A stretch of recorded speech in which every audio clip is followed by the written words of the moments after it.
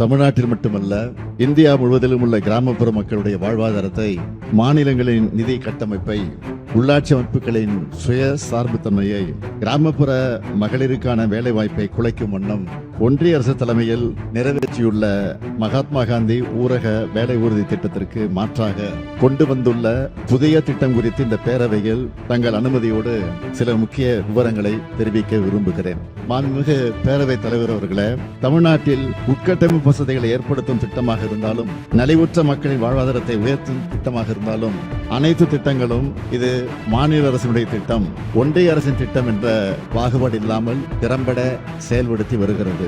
ஒன்றிய அரசின் பல முன்னோடி திட்டங்களில் இந்திய அளவில் தமிழ்நாடு அரசின் செயல்பாடுகள் முதன்மையாக இருப்பதோடு பல்வேறு ஒன்றிய அமைச்சர்களின் பாராட்டுகளையும் தொடர்ந்து பெற்று வருகிறது.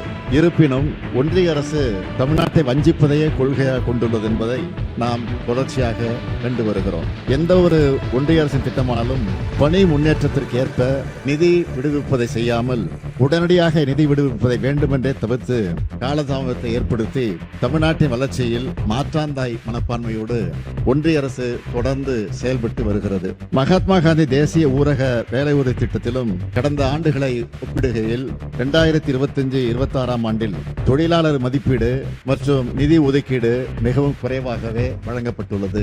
எடுத்துக்காட்டுக்கு, மகாத்மா காந்தி தேசிய ஊரக வேலை உறுதி திட்டத்தில் 1026 கோடி ரூபாய் ஊதியத்திற்கான தொகையையும் 1087 கோடி ரூபாய் பொருட்கூறுக்கான தொகையும் இன்று வரை விடுவிக்கப்படாமலேயே உள்ளது.